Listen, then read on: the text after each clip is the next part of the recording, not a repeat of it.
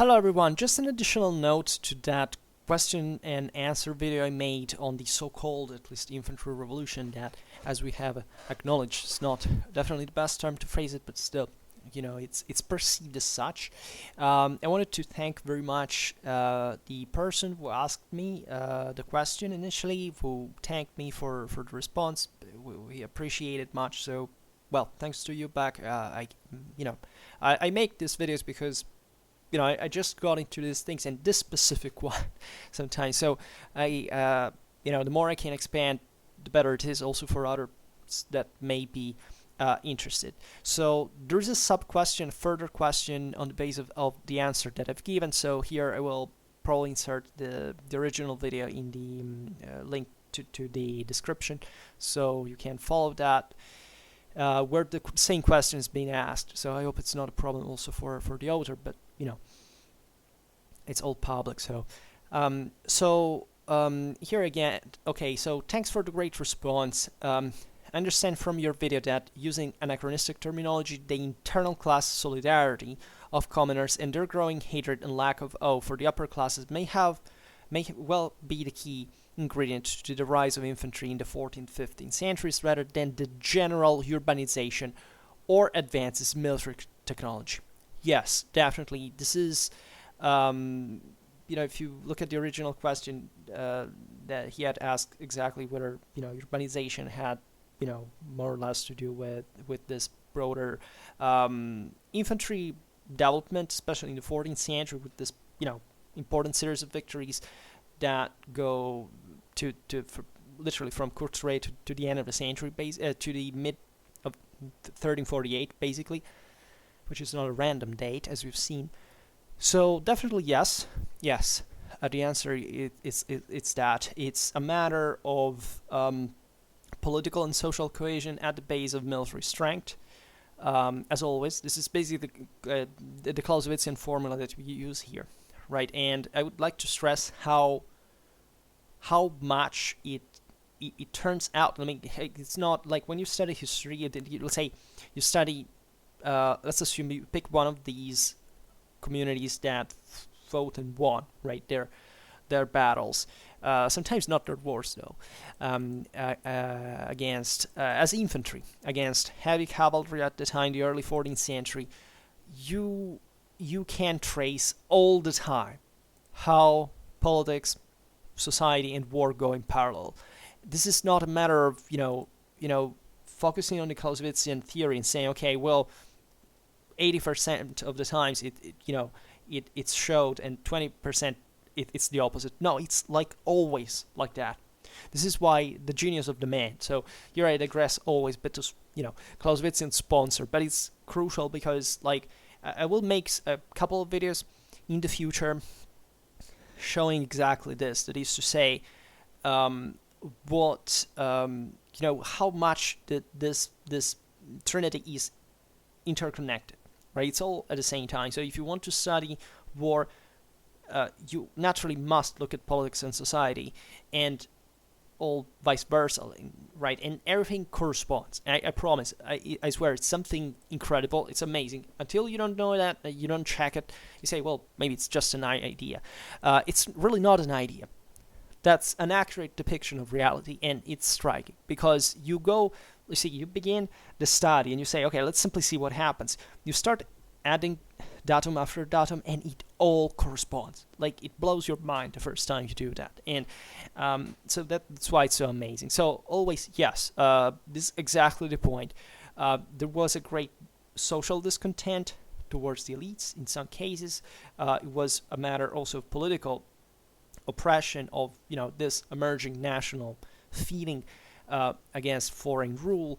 It was a complex set. It was also a matter of decentralization from certain specific power. So lots of different factors, right? And definitely advancement in military technology is it's not great much, right? In the sense that yes, there were certain specific weapons that started to be used, but they had similar functions compared to various areas of Europe. They were still in use, and they would kept remaining in use. And also when this infantry victories stopped, right? We have seen, yes, that definitely urbanization is not a big deal in terms of, you pick the Ditmarscher, they literally didn't have cities, right? You pick the Flemish, they had some of the most urbanized areas of Europe. You pick Scotland, you pick Switzerland, they weren't dramatically urbanized countries, right? But they achieved the thing. So as we were saying in that video, it was far more complete than this follow-up. You can check fundamentally how unique every context is, right? The fact that these factors correspond is amazing because every situation is different. So it always corresponds and it doesn't depend on another pattern, right? So every country is different. I don't know, the English do, for example, something very different. You don't even have properly popular classes that achieve victories on the battlefields of the 100 Years' War. It's the monarchy that creates an army and a doctrine, we can say anachronistically, and starts defeating on the base of that. Also, probably not so positively, let's say, as we think, in the sense that those victories are definitely not random. The English achieve a unicum in military history during the 100 Years' War. If you look at the sheer, let's say, numerical odds, for example, that series of victories is never repeated in the whole history of mankind, and that's amazing. But still, if you study every battle in detail, you realize how many things could literally go wrong. That luck is always the fundamental component also of any military genius.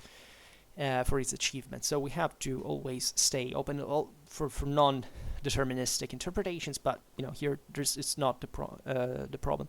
There is one point that I care to stress here, is that when you look at the rise of infantry in the 14th, 15th centuries, we shall split always the 14th and even specifically the first half of the 14th century with the latter period, right? Because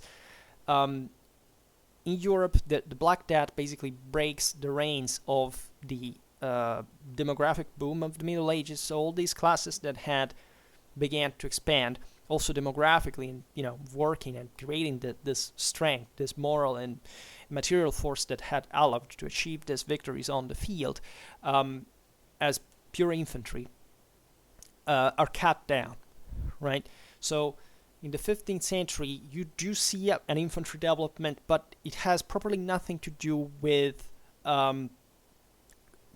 classes, with hatred towards the elites. It's basically the elites that have won at that point, and that are developing infantry under their own control, which is something completely different from before. Because in the 14th century, in the early 14th century, you have literally peasants, bourgeois, people that have literally never taken up a weapon in their hands up to the day before, that are military inept, right? That's extremely didactic, because it shows you that how warfare is about how much you want to kill the person who is in front of you. It's about moral forces. It's not about any other kind of positive technique that you can bring to make the difference about. If you don't have the guts to withstand a cavalry charge, that is one of the most singly devastatingly traumatizing events in the whole history of the mankind, you go nowhere, right? You can't even be a knight, whatever. You must be motivated to do it. These people were hugely motivated. In the 15th century, you have none of that, right? You have the scum of society, mercenaries, basically flocking under the pay of princes that rule their territories, that rule their communities, and that start creating a military, say, pre-modern system. Even in the case of the Swiss, that is still the confederacy with all the cantons that are basically acting jointly. So they definitely had a strong cohesion and kind of a more anachronistically democratic character, but they had a common interest politically that brings them to develop from the 1420s on the next step of that has even there nothing to do with the previous Swiss military developments, into properly the art of war, that is the creation of pike, of squares of thousands of pikemen that are all drilled in much more intense. It's something that had absolutely nothing to do with before, because the Swiss of the early 14th century have nothing to do with drill, with professionalism, zero of that. They were completely amateurs, inepts, right? That just were triggered and pissed off, and that managed to butcher down chiefly in ambushes, not only. They're Habsburg dominators, rulers, let's say that. And by the mid 15th century, the Swiss kick in the professional model that is fundamentally regulated by their own state, right? So it's not the middle classes, the lower classes that are triggered by something that want to clash against the elite. It's now a proto-modern political system that starts addressing its huge resources to something that the Middle Ages have never seen before. That is a fully trained professional army of pikemen entirely, that can advance aggressively, that can maintaining the formation, something that before wasn't quite there, at least systematically. I forgot what I wanted to say about this. Well, yeah, so the rest, they all copy the Swiss model and surpass it, and also those who were also developing infantry on their own, such as the Burgundians or the Venetians, right?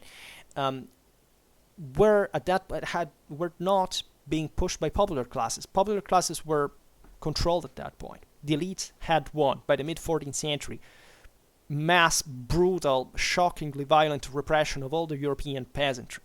It was something brutal. They were stripped of everything. That force didn't exist anymore, right? Changed everything.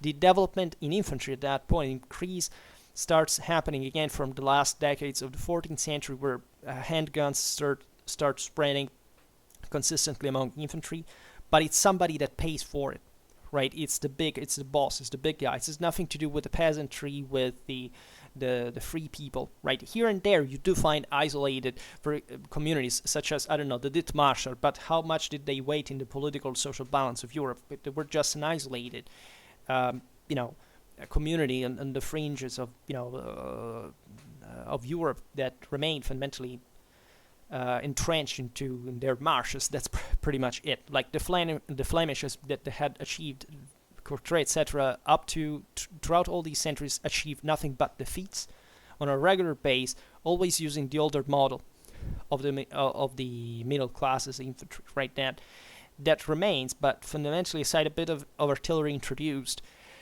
it's always defeated. And what is interesting is it's always defeated by essentially the French, the Burgundians. I mean, that feudal military culture that they had allegedly surpassed, which was absolutely not the case. So this is always the key. Never think that it was a progressive advancement of infantry due to the fact that there was a progressive civil development. No, there's literally a refeudalization of warfare by the second half of the 14th century. This is always overlooked, right? Because it's the same thing. It's a modernistic prejudice, if you want. It's something that we got from the Enlightenment, I guess, from humanism itself back in the day. And as we'll see now, it's also mentioned in the question, because it's the idea that the human condition had improved. Well, not quite, right? Peasants had it better during the Middle Ages than during the modern age. What we see here is the crystallization of the Ancien Regime that eventually will explode by the end of the 18th century, but it's this endless history of oppression, of subjugation, of, basically the privation of any right there. And what happens in the cities is incidentally the same, because even the middle classes there lose strength. It's not the strong popular urban militias that fight for their freedom. Now it's the patriciate that has a lot of money, while the average inhabitant is just a wage laborer that works in the textile industry and has basically no power whatsoever, and they will revolt themselves in the mid-14th century, such as the peasant during the Jacquerie, etc. And just as the peasants, they will be butchered down, right? All over Western Europe, you have this peasants' revolt / wage laborers' revolt. They're all cut to pieces. Here we're talking about baths of blood of enormous proportion, right? It was the Jacquerie, if you know how it was repressed, it's one of the single most brutal chapters in the history of Europe. But it's important to stress here the structural impact this had. That is to say, literally, what had made the sap of the early 14th century infantry strength is butchered down. So there is no linear progress in this. There is a strong break by the mid-14th century, from which European infantry never recovers. because basically we have princes and kings that created modern states, and then eventually we have the nation state in the history of Europe. You never find the the people's revolution, right? It never happens. Not even in the communist revolutions eventually in the 20th century, etc. There is that. It's always the state there that has monopolized power and distributed maybe, and actually I mean, if you know, thinking about the history of the Soviet Union, it's probably one of the greatest histories of repression of the lower classes has ever existed, and a constant frustration at every step of achievement, of continuous repressions against freedom and rights, etc. So we see the consequences of it still today. So this is extremely important in a broader view of the Middle Ages, in the sense that we have this huge medieval civilization, was enormous, and about which we don't know exactly even much, right, between the 12th and 13th century, right? In the 14th century, this shrinks dramatically, right? We don't even know exactly how many people lived there before. It was something monstrous. We built 80 cathedrals in 150 years. It was something incredible, right?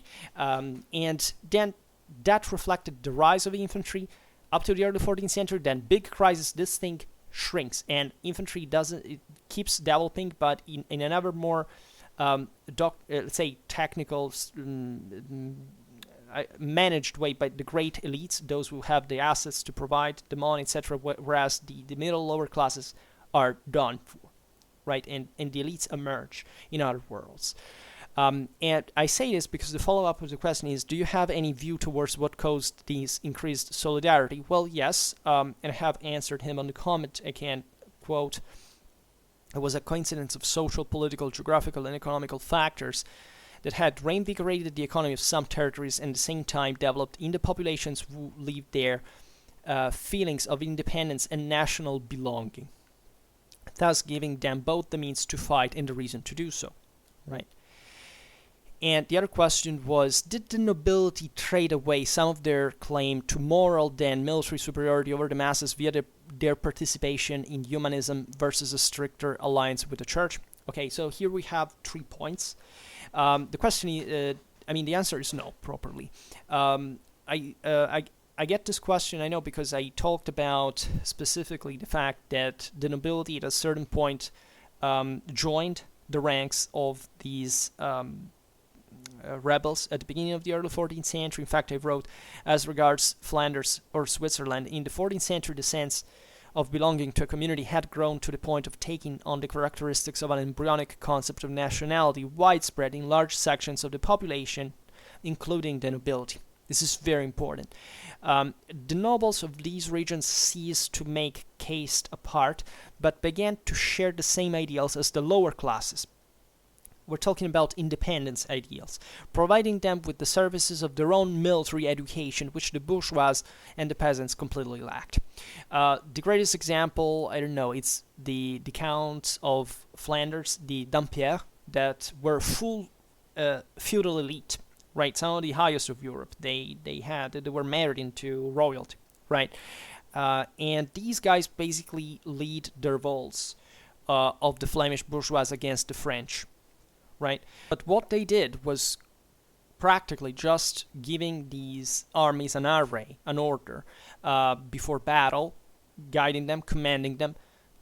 I mean, it was obvious at the time, even for a Flemish bourgeois who wasn't definitely happy about the nobility and that had a century of experiments of killing cavalry up to that point, that those guys, the knights, would remain the ultra elite at every level of warfare, from a commanding technique, professional, individual point of view. I mean, knights are the ones that lead armies and fight wars, right?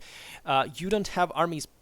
You don't have armies that are properly not guided in these revolts by knights, right? You may just have, but not even in Dithmarschen, right? Not even in Frisia, that were the least stratified of the areas that rose with infantry. There was always some knight that would say, you know what, yes, I can become richer if these guys here win, right? Because I don't want to pay a tribute to the stronger nobility that lives in that other country, right?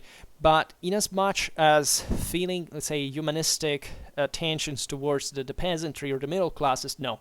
The nobility thought they were basically subhuman beings, and they didn't give a damn about them. The entire history, even there, of Europe is based on the Ancien Regime and this concept. The aristocrats count, the others are nothing. And this thing remains, definitely. So there are definitely instances where, I don't know, there is some kind of social promotion, whatever, but in general, there is not the sense, okay, let's side with the class, right? It was let's say a contingence with the lower classes. I mean, from the side of the nobility, it was just a local contingency to say, okay, if I am the Count of Flanders and I want to remain free from the King of France that has brought my father in jail, well, I will of course ride the revolt and I will fight for it, right? But for the rest, I don't give a shit about this stinky, subhuman, lower classes, right? And that's exactly what they kept believing all the time. That was literally the idea. Humanism also didn't quite kick in the sense that among these people, especially, it's a paradox that maybe in the countries where the knights were closer to the people, there was the least humanistic spread, because were fundamentally kind of poorer countries with lower, resources, education, etc. Whereas humanism spreads in countries like Italy, like France, as a model of, essentially an elitistic model that serves to support the elite. Humanism is elitary, right? The 15th century is elite. The elite rule. There's nobody else but the elite. In the previous century, it wasn't like that, right? And we often get this fake sense of progress towards the Renaissance, what freedom of the people. There was no freedom of the people. They were brought under, crushed under the heels of the nobility. And of course, there were florid classes, etc., but their relative power had shrunk, right? And their best members had become elite themselves, right? And in fact, I made examples of Italy. That is the cradle of humanism, and that, has written here, also had pioneered both the development both of republican regimes and the European infantry, right? But it's the country where there is actually the earliest shrink of infantry power in this period, where the Italian city-states keep using both cavalry and infantry at the same time, but they had a strong infantry. Then eventually this infantry is taken out of the way because of the crisis of the 14th century, and the signories rise to power. They just hire mercenaries. They have no interest to arm the masses that also, frankly, do not want to go at war anymore, because they had been exhausted by continuous generations of warfare, literally. That Italy had the highest level of military activity in the whole continent. The sheer amount of moral and material resources that were invested in warfare there brought and actually accelerated this process. But you having power, this is not something negative when you realize that it mirrored the development of a modern state, the development of a territorial control with the regional states, the development of humanism in itself, and still making a lot of money, but still this money being more concentrated into a more stratified society, where the lower classes didn't have much of a say anymore. And this is basically present all over, as it's the good example of what happened in Western Europe altogether at the same time, right? So this other aspect that is in the question, that the nobility trade away some of their claim to moral then military superiority over the masses via participation in humanism versus a stricter alliance with the church. The church in here has basically nothing to do with that. The elites are, as I answered, at this point, the Empire, France, and the papacy were declining badly. So yes, there was somebody who started saying the church is lying to us, right? They're just a monarchy. They don't care about the reform. They're just claiming power, imperial authority, prerogatives that would it give it to them. But this was happening in parallel to actually the decline of a broader net of power. The French entering crisis in the 14th century. The empire in the 14th century is basically liquefied. The papacy is, probably the one that fares better compared to previous times, but at the same time is, still basically shrinking in power. So the church here, I get the question may refer specifically to the 15th century and the fact such as, I don't know, look at the Hussites, or other religious, themed also revolts. Look at what Tyler John Bowles, or the instances of reform. Yes, there is something like that, and that is felt.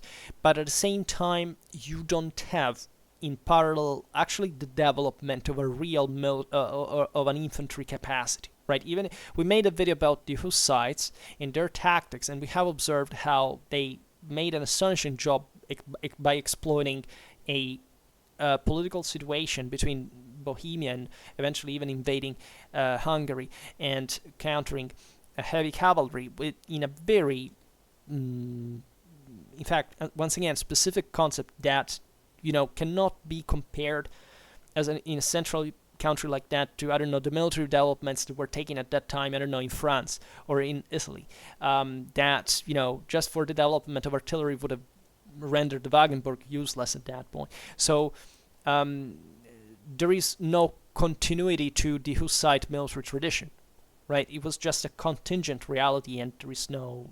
The wagon fort existed before and existed afterwards, but it didn't change the history of warfare. If not, the Hussites are the most, at least the most famous, because their achievements against cavalry, but against that, that's just them, basically, and that for a short amount of time, basically 20 years, and with no further development. And it happens because also of the specific limits of certain, I don't know, Hungarian power, certain territories, but at the end of the day, it gets to how determined the Hussites were, right? It's not the technique proper.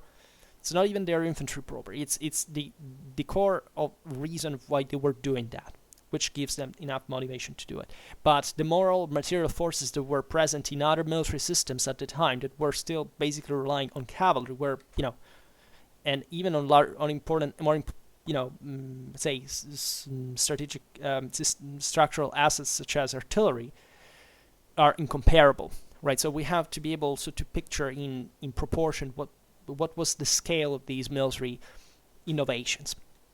Because sometimes it's just a sensation, the idea, oh, look at those guys, they're cool, they're tough, like what is that site that, uses all that kind of slangish and brutal, machistic language to explain the great victories of the rulers smashed.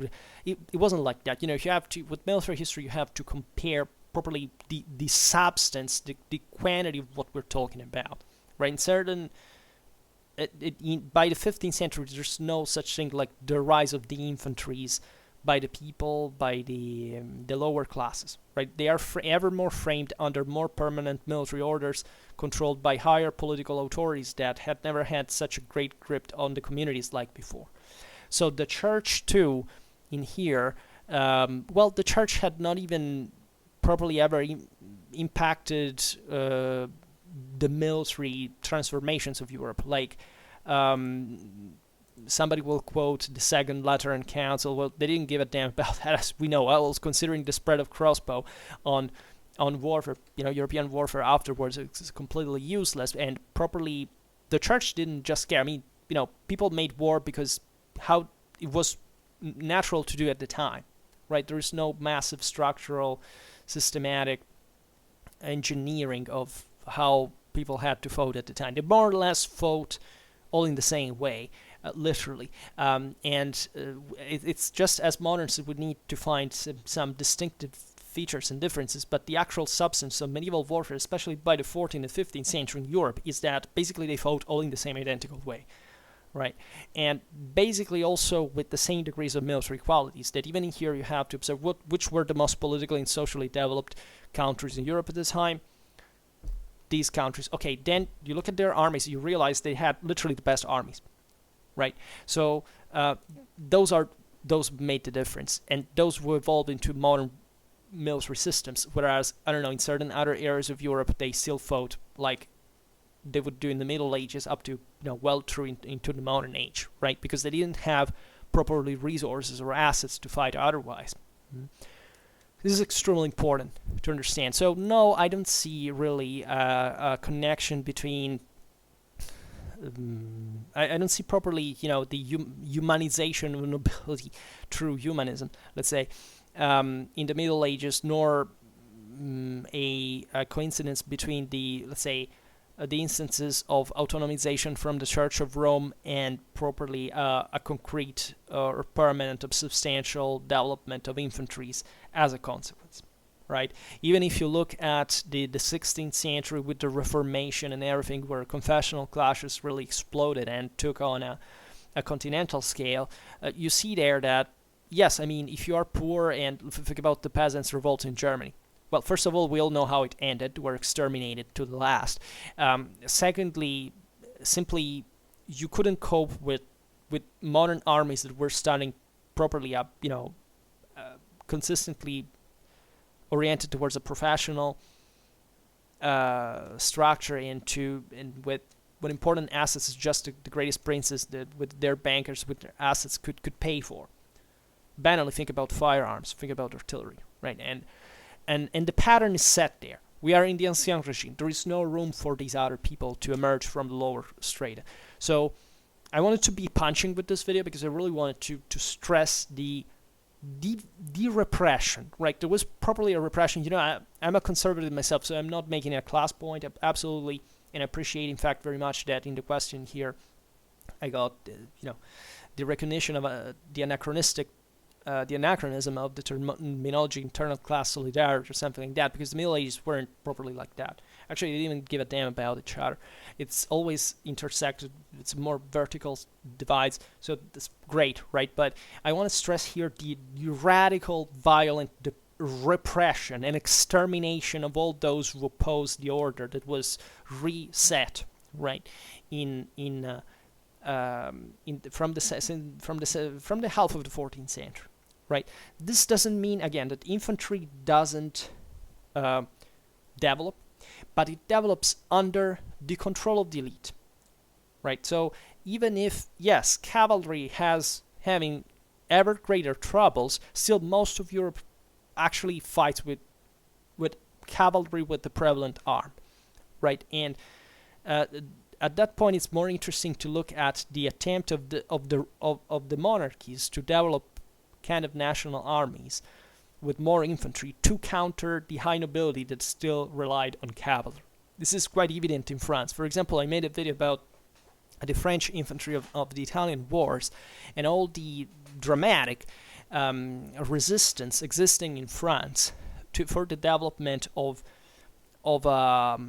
infantry forces, just like, I don't know, the Swiss or the Landsknechten that we were talking about yesterday, incidentally, because the French nobility still fought on horseback, and still, with some success. Yes, they kind of lost, think about Pavia, think about some major, the same loss of the Italian wars altogether. The Tercio there was, kicking ass and becoming the model, right, for everybody.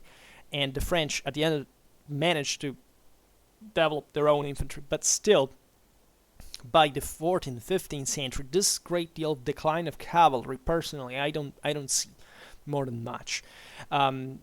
Yes, there are disasters such as Nicopolis, Varna, that take literally, a military failure of the whole Western Christendom against Ottoman tactics, but that's also contingent. There are two battles that you have to study for what they are individually, and realizing that it also kind of did well. The same 100 Years' War, the French really, there weren't a bunch of idiots that were always charging against the same model and losing all the time, right? It takes away such crucial concepts like the fog of war and just looks in detail at single battles, realize that first of all we have no clear idea of what the hell happened in them. Secondly, that things could easily go differently.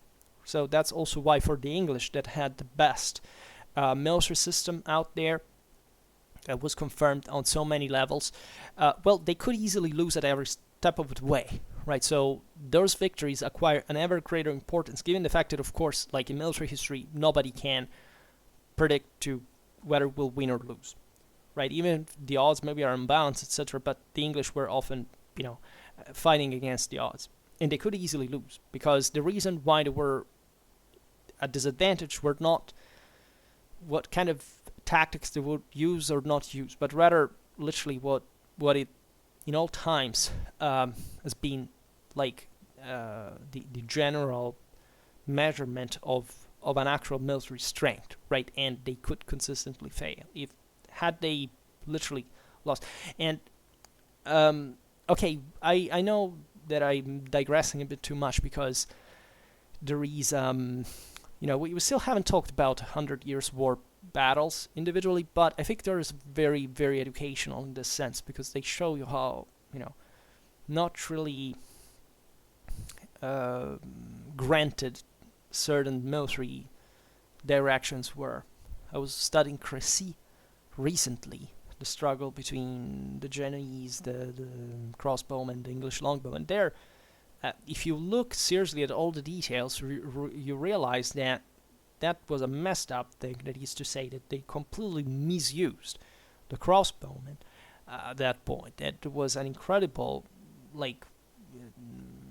asymmetry, disadvantage since the very beginning. That it actually reflects the fact that the French kept using Genoese crossbowmen all the way, and that these didn't actually lose their reputation after such clashes. So the same goes for the same cavalry, broadly met, not just the French one. And I know, let's say, I appreciate these questions a lot, because not just I am particularly passionate about this topic, but I sense the lack of responses that have been given historiographically to these problems. I mean, you wouldn't believe how much we have just looked at, let's say, maybe everything in detail, but at nothing comprehensively, right? And how few specialists exist on these topics, and how they actually study the thing, and what they miss all the time. And I'm personally working exactly on these topics right now. I could come up with even something written at some point, and that could debunk a lot of, not even myths, because myths needs to be created to be there, right? Or at least, yes, there is always in popular culture some kind of myth, but in actual scientific perspective, there's literally a gap in historiography about these military topics, and we should recover them also because we have a duty to recover a unitary view of Europe in this regard. That is to say, if one starts studying military history just from their national background, basically they get nothing, right? There is no person in the world that knows the history of its own country if it studies just the history of its own country, right? It's completely meaningless. You have to know the history of the other countries in order to understand the history of your country. Otherwise, you will completely not able. This has nothing to do with today's question, but I sense it. I sense it in the views. I sense it in the comments. There is this almost a maniacal obsession for the national context and its difference in characteristics. This reflects in so many ways the moral disease of our times, and when you look at the Middle Ages, you need this great capacity of synthesis, right? That was exactly how they also reasoned at the time, as far as we understand, and that we have to be aware of everything we say or do. So that's pretty much it. I could expand on the topic, but I guess the question was just this one, and so for now, just hope that this satisfied. I hope that you enjoyed this video. If you did, please share it. Otherwise, leave a like or subscribe to my channel if you're interested in my upcoming content. And for now, I thank you heartily for listening to me. I wish you a nice time and see you next time. Bye.